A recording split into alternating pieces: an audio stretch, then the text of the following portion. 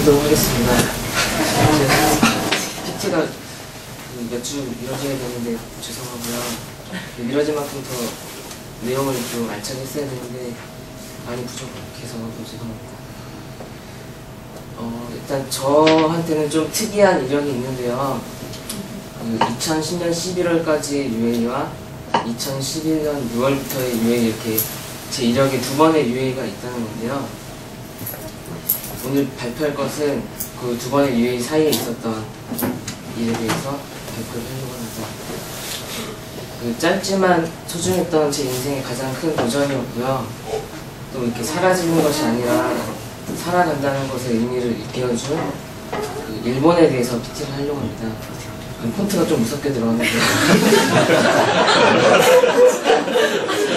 지진 때문에 그렇게 한 건 아니고요.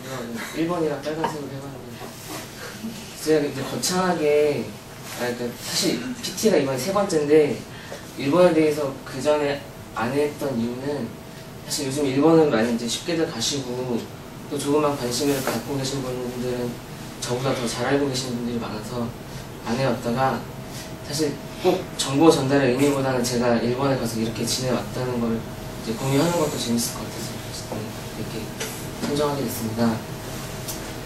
제가 일본에 가게 된 이유는 사실 딱히 일본을 좋아해서도 아니고 일본어를 잘해서도 아니고요.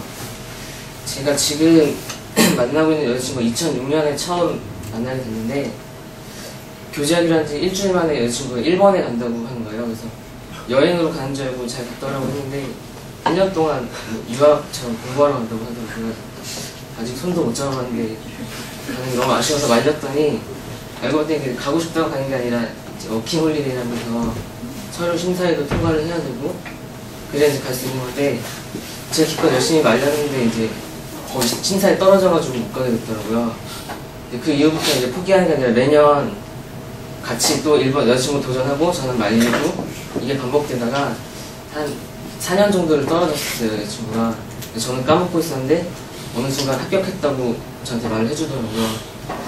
그래서 이제 떨어지나 보다 싶었는데 신기하게 또 그 무렵에 일본에 제가 아는 선배가 이제 디자인 일을 하고 있었는데 이렇게 올 수 있는 기회가 있으니까 오지 않겠느냐 물어봐서 어떻게 보면 저한테는 계시 같은 느낌이었기 때문에 고민을 안 하고 고민을 안 했다기보다는 도전을 하게 됐습니다. 출국 날이고요. 보통 비행기 처음 타보는 사람들이 꼭 한 번씩 찍는 날개 사진입니다.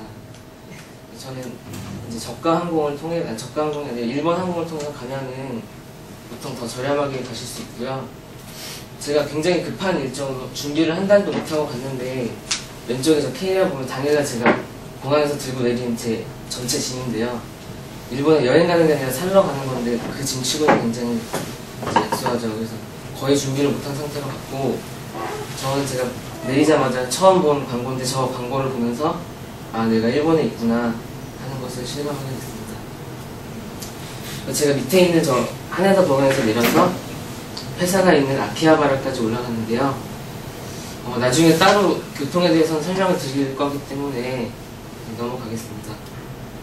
저희 회사가 있던 곳은 아키하바라인데 아키하바라는 보통 흔히 오타쿠들의 성지라고 불리는 곳이고요.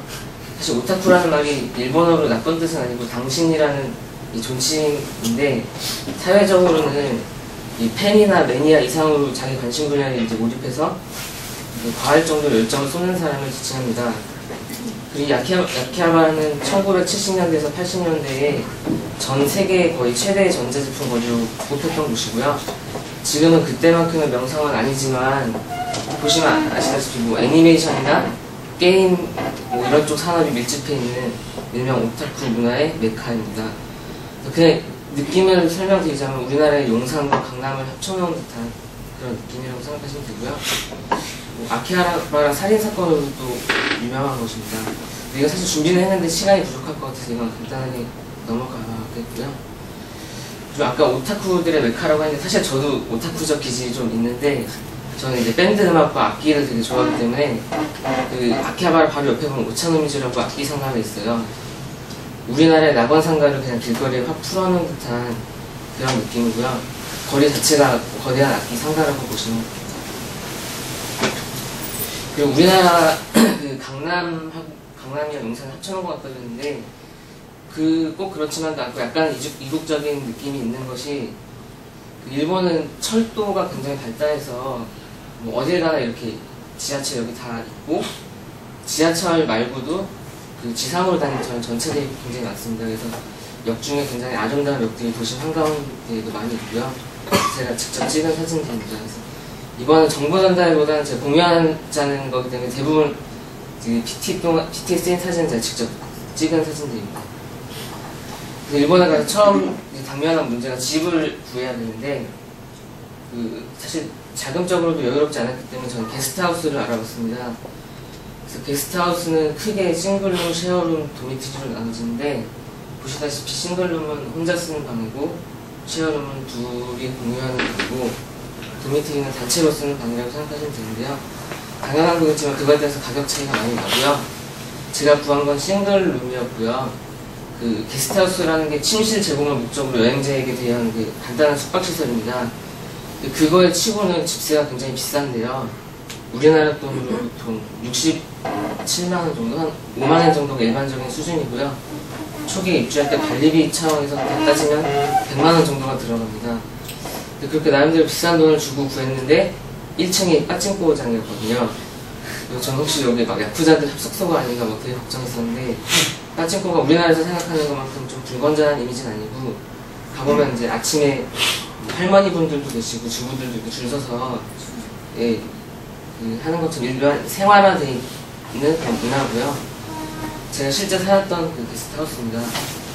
저는 개인적으로 뭐 혼자 살았기 때문에 방도 아늑하고 좋았는데 회사랑 거리가 가깝고 좋았는데 불편한 것은 방을 제외한 나머지 세탁이라던가 뭐 샤워라든가 이런 것을 공유해야 됐기 때문에 아침에 씻으러 가면 사람이 있고 좀 이따 와서 보면 또 사람이 바뀌어 있고 그래서 거의 못 씻어서 지각할 뻔한 적이 많아서 어느 정도 일본어를 배운 후에 이제 이사를 감행하게 됩니다.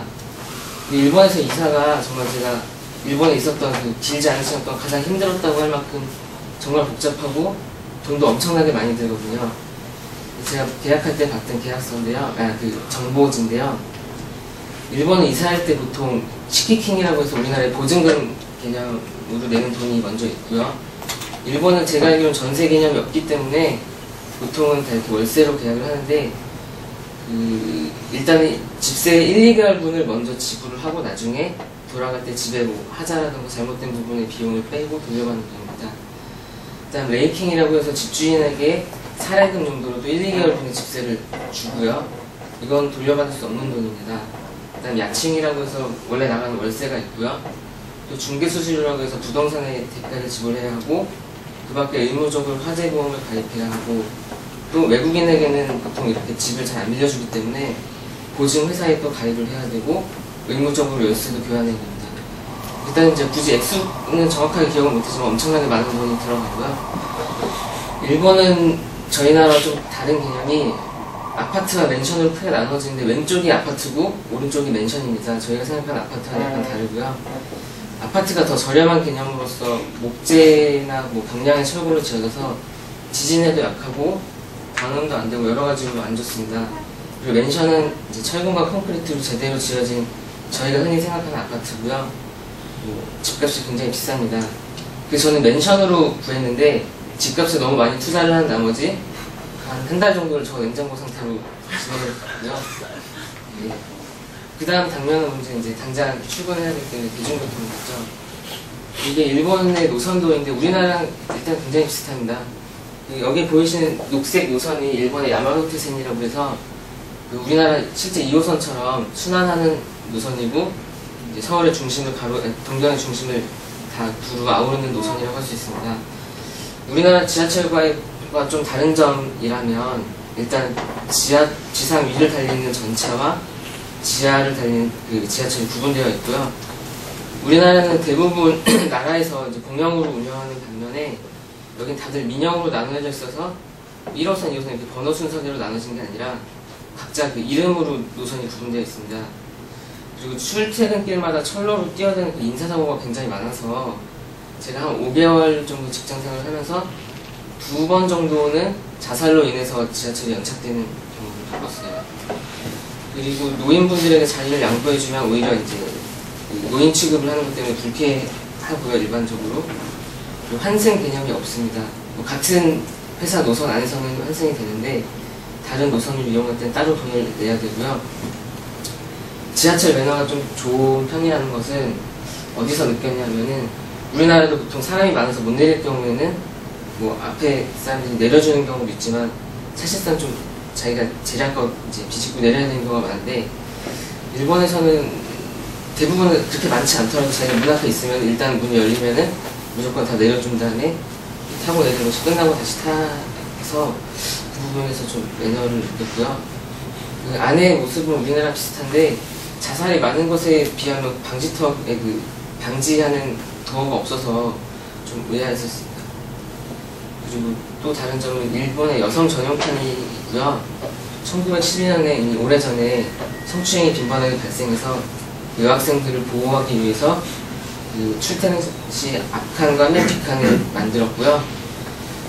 저도 실수로 처음에 모르고 탄 적이 있는데 다행히 출퇴근 시간에만 운영해서 문제는 없었지만 만약에 운영되는 시간 동안에 타면은 영무원에게 강제로 이제 내리라고 말을 들을 수도 있고 또 눈초리가 굉장히 따갑다고 합니다. 그리고 일본의 버스는 우리나라랑 또 많이 틀린데요. 안전을 최우선으로 생각하고요. 나이가 많은 고령자분들이 많아서 그런지 타보면은 운전하시는 분이 헤드셋을 끼고서 일일이 좌회전할 때 좌회전한다, 우회전할 때 우회전을 할 것이다, 정지할 때 정지할 것이다 이렇게 방송을 해줍니다. 그리고 전체적으로 뭐 시간을 이제 딱딱 잘 지키는 편이고 그럴 수 있는 이유는 일본 도로에 기본적으로 차가 많이 없는데 그 이유는 일본은 차를 사기 위해서는 주차 장소를 자기가 가지고 있다는 차고지 증명을 해야지 차를 살 수 있고요. 어디를 가나 살인적인 주차 요금이 붙기 때문에 웬만한 부자가 아닌 이상 자기 차로 출퇴근한다는 건 이제 상상하기 쉽지 않습니다. 다음으로는 이제 의식주 중에 음식인데요. 제가 처음에 갔을 때 먹고 싶은 거 많은데 뭐 금전적으로 여유롭지 않았기 때문에 보통 편의점에서 사 먹었는데 편의점에서도 이런 초밥이나 좀 상당히 괜찮은 음식들을 살 수 있었기 때문에 크게 불편한 건 없었고요. 집에 식탁이 없어서 캐리어 위에다가 이렇게 얹어놓고 먹는 생각을 했습니다. 그리고 일본을 가보신 분들은 아시겠지만 또 가게 되실 분들은 일본에 어디를 가나 이 세 가지 간판을 보실 수 있을 거예요. 그러니까 일본의 대표적인 서민 음식 규동식이고요. 우리나라로 따지면 김밥천국, 김밥나라 뭐 이런 식의 개념입니다. 그래서 명확하게 이 3파전 이 세 가지 브랜드가 이제 나눠서 하고 있고요. 저 밑에 설명을 제가 잘못 썼네요. 네. 들어가 보시면은 굉장히 싸고요. 일본이 물가가 비싼 편인데 또 반면에 아껴서 살자면은 한도 끝도 없이 아낄 수 있는 거라 우리나라 돈으로 한 3,000원이면 먹을 수 있고요. 예, 거의 삼시세끼 한 달 정도를 규동만 먹고 살아서 아침, 점심, 저녁이 아니라 그냥 규동에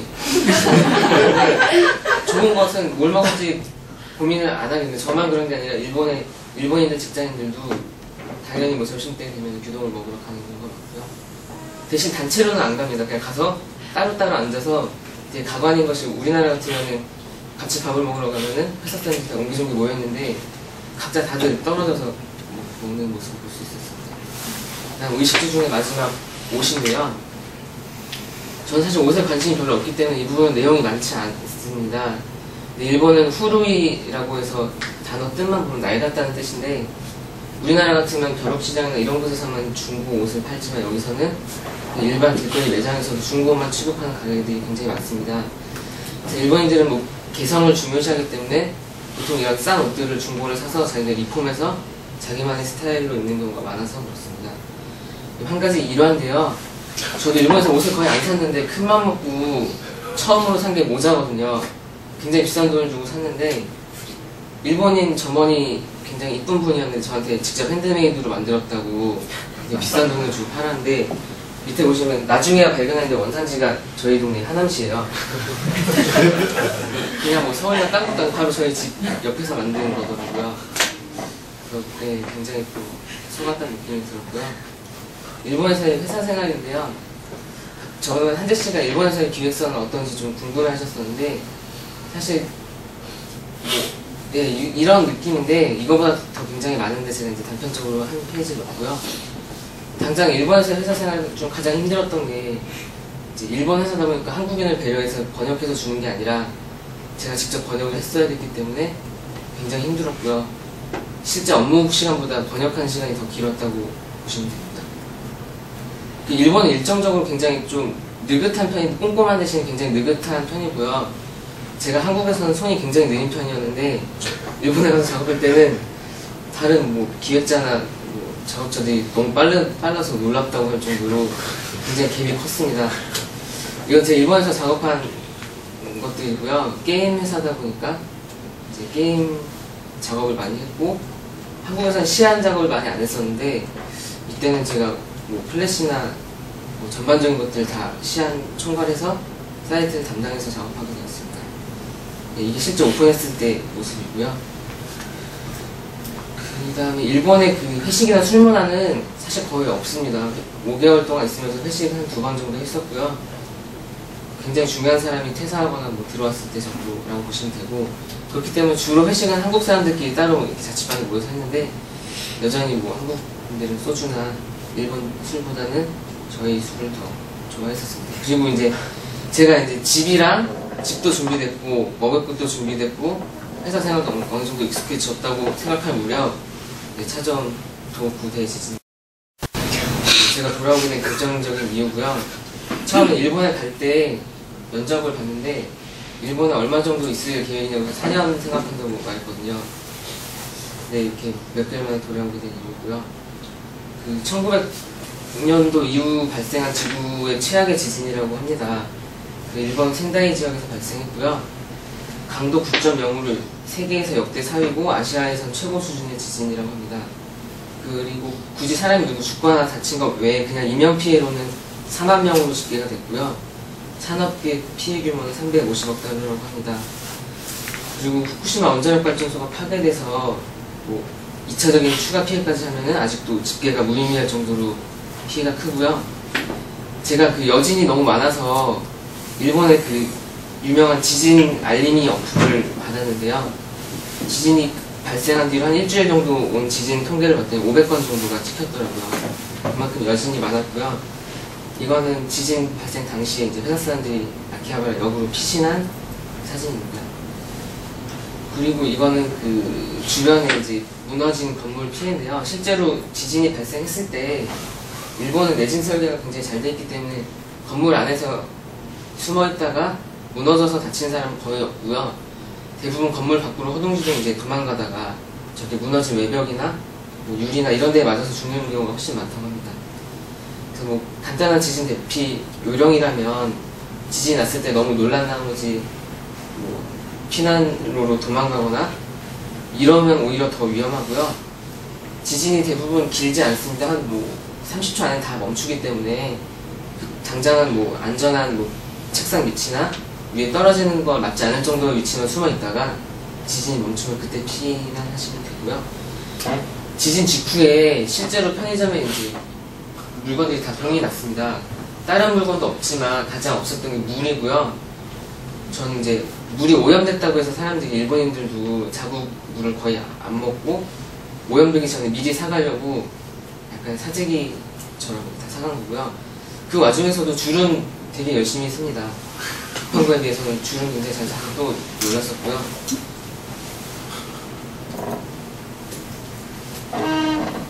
네, 이건 지진이 있던 당일날 제가 집에 돌아왔을 때 모습인데요.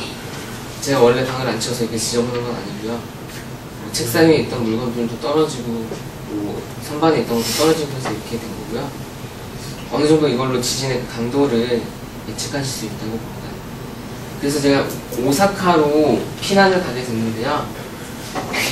왜 오사카로 갔냐면은 원래는 한국으로 바로 이제 어떻게 보면 도망을 가려고 했는데, 그 당시에는 뭐 뉴스든 언론이든 너무 이제 심각한 것처럼 당장 일본이 뭐 폭파할 것처럼 보도를 하니까 누구든지 뭐 있던 외국인들은 다들 많이 돌아갔습니다. 저도 가려고 예약을 하러 갔더니 이미 그 도쿄 쪽 공항들은 다 마비가 됐고요. 표를 살 수가 없을 뿐더러 가도 당일날 출발을 못한 경우가 많아서 이제 오사카 쪽이라도 혹시 비행기가 있을까 알아봤더니 다행히 몇 자리가 있었는데, 여기서 또 하나 에피소드가 있는 게 저한테 굉장히 큰 감동을 준 일본의 직원이 있는데, 제가 예약을 하러 갔더니 이미 다 도쿄 쪽은 차 있고 오사카 쪽에도 실시간으로 금방금방 자리가 나가기 때문에 거의 몇 자리 안 남았을 텐데, 예약하는 도중에 갑자기 큰 지진이 또 와서 전체 직원, 건물 사람들이 다 밖으로 피신을 했는데요. 제 예약 업무를 해주던 여직원만 안 보이는 것이었습니다. 그래서 사람들이 막 찾다가 궁금해하고 안으로 들어가지도 못하고 뭐 나오지도 못하고 찾고 있다가 한참 뒤에 그 직원이 혼자 건물 안에서 나왔는데요. 어떻게 된 건지 물어봤더니 이게 예약 자리가 3자리밖에 안 남았었고요. 그래서 제가 빨리 예약을 안 하면은 비행기를 못하는 상황이었기 때문에 예약을 해주기 위해서 그 흔들리는 건물 안에서 예약을 하고 있었던 거라고 해서 너무 고마웠고요. 그리고 어쨌거나 피난 차원에서 간 오사카였지만 도쿄랑은 또 다르게 굉장히 이제 도시적인 것과 다른 그런 매력이 있는 곳이었고요. 정보 전달 차원이 아니기 때문에 좀 간단하게 넘어가겠습니다. 그래서 만약에 나중에 여행 차원으로 일본을 가신다면 저는 도쿄보다는 오사카를 추천드리고 싶습니다. 오사카 풍경이고요. 이렇게 해서 제가 그 일본에서 있었던 생활에 대해서 설명을 해드렸고요. 사실은 일본에서 재밌었던 기억도 많고 여행 간 곳도 많이 있는데 그것까지 설명드리면 시간이 너무 길 것 같아서 결국은 고생했던 내용만 많이 알려드리고 PT를 마무리하고요. 일본에서 고생은 많이 했지만 이제 한국에서는 루틴한 생활들과 또 반복되는 업무 때문에 마치 관성으로 자동으로 사라지는 것처럼 내가 노력해서 사는 게 아니라 사라지는 것 같은 느낌이 있었는데, 낯선 곳에서 이방인으로 살다 보니까 자기가 열심히 페달을 밟지 않으면 살 수 없는 그런 살아있다는 것을 느끼게 되는 좋은 경험이었습니다. 이상으로 발표를 마치겠습니다.